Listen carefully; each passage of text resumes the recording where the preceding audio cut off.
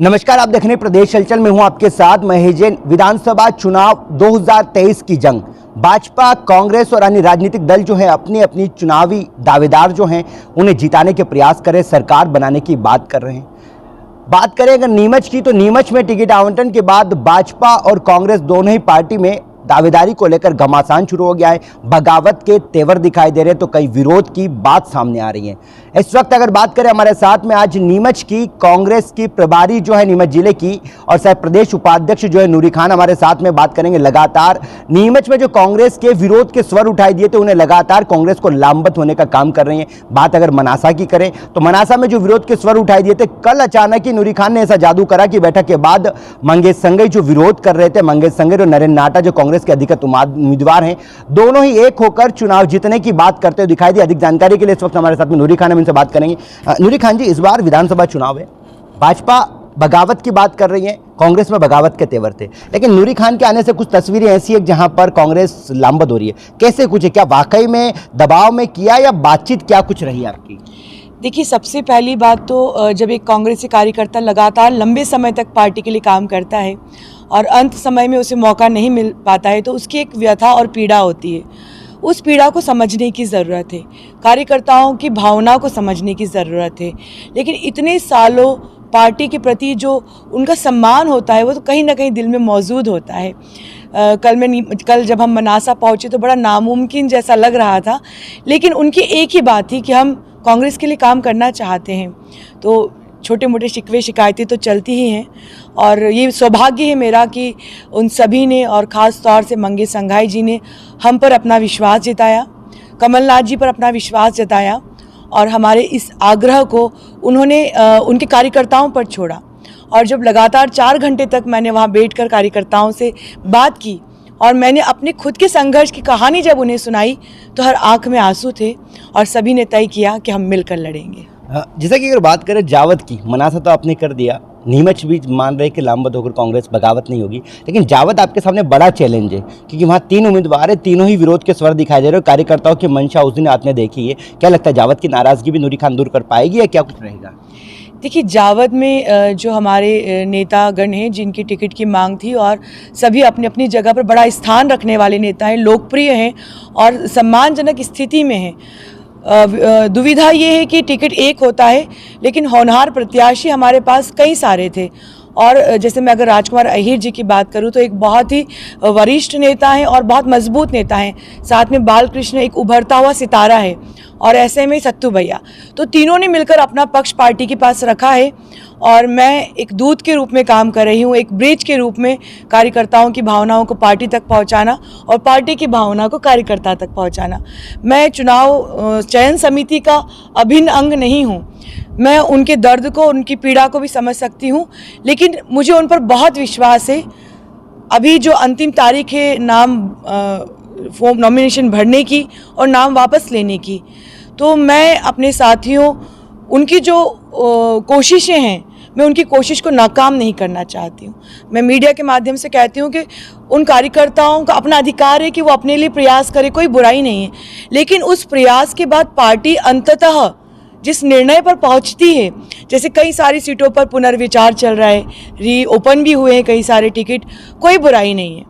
अगर कहीं ऐसा लगता है कि चूक हुई है या कार्यकर्ता ध्यान आकर्षित करना चाहते हैं, उसमें भी कोई बुराई नहीं है, लेकिन वो सारी प्रक्रिया होने के बाद मुझे मेरे तीनों नेताओं पर यकीन है कि वो कांग्रेस की सरकार और कमलनाथ जी को मुख्यमंत्री बनाने के लिए लामबद्ध होंगे, ऐसा मेरा यकीन है। बालकृष्ण धाकड़ ने तो प्रेस नोट जारी करा है, उसने निर्दलीय चुनाव लड़ने की चेतावनी दी है, निर्दलीय फॉर्म भरा जाएगा, चुनाव लड़ा जाएगा। ऐसे में आप बोल रहे कि मेरे निष्ठावान कार्यकर्ता एक होंगे, तो कैसे?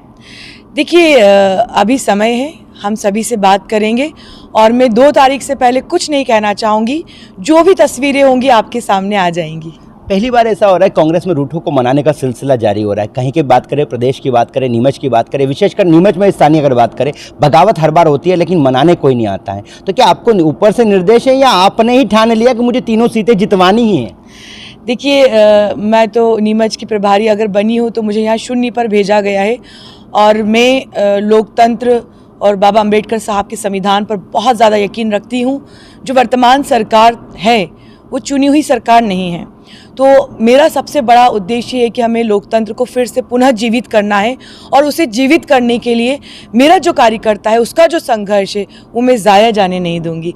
और निर्देश भी हैं, कमलनाथ जी ने जो जिम्मेदारी मुझे दी है उसे मैं निभाने की कोशिश कर रही हूँ, लेकिन बगैर साथियों के सहयोग के ये कार्य नामुमकिन है। लगातार मेरे साथी मुझे सहयोग कर रहे हैं, मुझ पर विश्वास रख रहे हैं, और मैं यकीन दिलाती हूँ कि मैं उनके विश्वास पर अक्षरशः खरी उतरूंगी। क्या लगता है एमपी में इस बार जो टिकट आवंटन के बाद जो सेकंड सूची जारी हुई, जो विरोध के जिस तरीके से मल्लारगढ़ की अगर बात करें, जो विरोध के कार्यकर्ताओं के साथ जो उम्मीदवार हैं जो पार्टी को जिताने की बात करते हैं वही विरोध में उतर रहे हैं, लगता है एमपी में सरकार बनेगी या कितनी सीटों पर कांग्रेस रहेगी? देखिए, अगर हम भाजपा की तस्वीर देखें तो आपने देखी होगी कि सिंधिया महाराज के गेट के बाहर जहां औरतों को लेटना पड़ा और विरोध करना पड़ा, अभी मैंने सुना है कि नीमच से भी कोई यहाँ पर फॉर्म भरने वाला है, जावद में भी यही तस्वीर सामने आई है। तो ये जो घटनाक्रम है वो भाजपा में ज़्यादा है, और कांग्रेस में जो जहाँ पर हमें ऐसा लगता है कि कार्यकर्ताओं की भावनाओं के विपरीत कार्य हुआ है, वहाँ पर मंथन चल रहा है, विचार चल रहा है, और मुझे पूरा यकीन है पार्टी अन्याय किसी के साथ नहीं करेगी। क्या लगता है नीमच की अगर बात करें, नीमच मंसूर जावद पर क्या नतीजे होंगे? क्योंकि किसान आंदोलन के समय भी एक बड़ा चैलेंज था, उम्मीद थी उस समय कि कांग्रेस सीटों पे परचम लहराएगी, लेकिन नीमच मंसूरी क्षेत्र में अगर बात करें तो कांग्रेस को हार का सामना करना। इस बार क्या लग रहा है, इस बार क्या मुद्दे रहेंगे और क्यों जनता पर भरोसा करेंगे, और तस्वीरें परिणाम क्या होंगे नीमच मंसूर? देखिए, मैं दावे के साथ कहती हूँ आपके चैनल के और आपके माध्यम से कि 3 दिसंबर को जब काउंटिंग होगी, मध्य प्रदेश में कांग्रेस की सरकार बनेगी और हम तीनों विधानसभाएं जीत कर जाएंगे। अगर व्यक्तिगत अगर बात करें नूरी खान की, अगर तो कितना इतना सब कुछ कैसे कर लेते हैं? अभी ऑपरेशन हुआ आपका बेड रेस्ट करना चाहिए, लोग आपसे मिलना आना चाहिए, आप चुनावी मैदान में उतर गई। बात करें अगर जावद की तो बुराई अपनी खुद सुनने के लिए बैठ गई। दूसरी अगर कल की तस्वीरें अगर देखें, कल आपके बर्थडे का सोशल मीडिया पर देखा, बर्थडे था, उस बीच आपको परिवार के साथ समय बिताना चाहिए, लेकिन आप मनासा में रूठों को मनाने में लगी हुई थी। कैसे कर लेते हैं सब कुछ? देखिए, मैं छात्र जीवन से राजनीति में हूँ, और जो 15 दिन पहले 20 दिन पहले जो मेरा स्वास्थ्य संबंधी जो दिक्कत मुझे आई, तो यकीन मानिए कि मुझे ऐसा लग रहा था कि शायद मैं ज़िंदा रहूँगी या नहीं। एक संघर्ष ऐसा भी आया कि उस संघर्ष को पार करने के बाद मुझे लगा कि मुझे नया जीवन मिला है। मेरे ऑपरेशन के 8 दिन तक मैं अपने खुद बिस्तर से अकेले उठने में प्रयास कर रही थी, पर हो नहीं पा रहा था। ऐसे में 10वें दिन मेरा वायुयान से सफ़र कर इंदौर पहुंचना और 15वें दिन यहाँ पर आ जाना, मुझे लगता है कि ये मेरे लिए भी आश्चर्य की बात है, पर कोई अदृश्य शक्ति है जो मेरा साथ दे रही है। और साथ देने की वजह ये है कि मैं बहुत ही ईमानदार कार्यकर्ता हूँ। जैसे ही कमलनाथ जी ने मुझे फ़ोन पर कहा कि नूरी तुम्हारी जिम्मेदारी थी, मैंने अपनी तकलीफ़, दर्द और सारी चीज़ें भूलकर यहाँ खड़ी हो गई, और मुझे भी नहीं पता कि शक्ति मुझे कहाँ से मिल रही है, पर ये ताकत और ये शक्ति हमें जीत की ओर ले जाएगी। टिकट नहीं मिलता है तो उम्मीदवार को नाराज़गी होती है, एक मानव प्रवृत्ति होती है, मानते हैं इस बात को?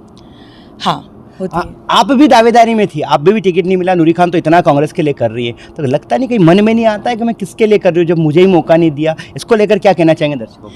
देखिए, मेरा संघर्ष 25 साल से है और 20 साल से मुझे टिकट नहीं मिला है, लेकिन मुझे मैं की जगह हम में विश्वास है।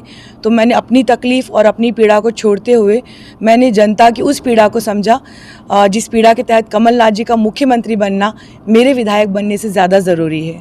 क्या लगता है विधानसभा चुनाव है, जनता क्यों भरोसा करेगी और आपको क्यों भरोसा है कि सरकार इस बार कांग्रेस की बनने वाली है? 1.5 साल में कमलनाथ जी ने जो जादू किया था कि 4 घंटे के अंदर 27 लाख किसानों का कर्ज माफ़, 100 यूनिट बिजली, 100 रुपये, नए उद्योग धंधों का ढांचा रखना। अगर हम धार्मिक स्थल की बात करें, धर्म की बात करें, तो महाकाल मंदिर प्रोजेक्ट के लिए कमलनाथ जी ने 300 करोड़ दिए थे। ऐसी कई सारी बातें हैं। तो कमलनाथ जी एक आम आदमी की, किसान की, गरीब की और आदिवासी की सरकार बनाना चाहते हैं, और इंदिरा गांधी जी के सानिध्य में जिस व्यक्ति ने काम किया है वो हमारा सौभाग्य है, और ये सरकार हम बनाएंगे और कमलनाथ जी मुख्यमंत्री बनेंगे। सरकार के सामने सबसे बड़ा चैलेंज जो आ रहा है इस बार, वो आ रहा है महिलाएं।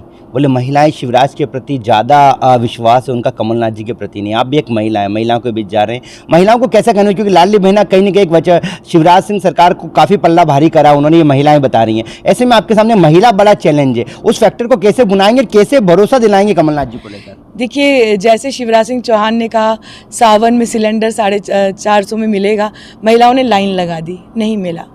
18 साल थे, ये 1000, 1500, 2000 रुपये उन्हें 18 साल से देना चाहिए था।